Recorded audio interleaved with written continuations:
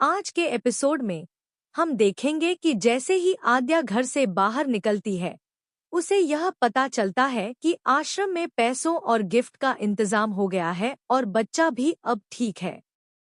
यह सुनकर आद्या के मन में राहत का एहसास होता है और वह आश्रम की फिक्र छोड़कर घर लौटने का फैसला करती है।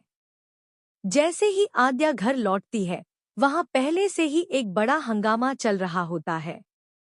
घर के लोग आपस में बातें कर रहे होते हैं कि आद्या ने चोरी की है और सबका ध्यान उसी पर है। आद्या सीधा माँ और बा के पास जाकर वह बैग उन्हें सौंप देती है जिसमें पैसे होते हैं। लेकिन जैसे ही आद्या बैग देती है, वह बैग अचानक से नीचे गिर जाता है और उसमें से एक चाकू बाहर निकल आता है। बा यह देखकर चौंक जाती है और घबरा जाती है, यह सोचकर कि आखिर आद्या के पास चाकू कहाँ से आया।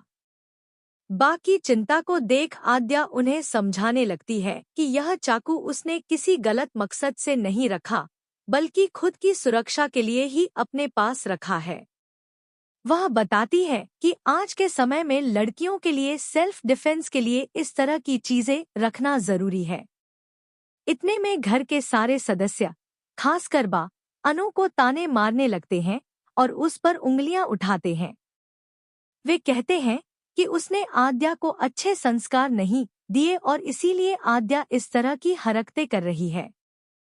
घरवालों की ये बातें अनु को दुखी कर देती हैं, लेकिन वह और आद्या मिलकर इन सब बातों की परवाह न करने का फैसला करती हैं। बाद में आद्या प्रेम से मिलने जाती है। वह प्रेम से पूछती है कि उसने आश्रम में पैसे और गिफ्ट क्यों भिजवाए।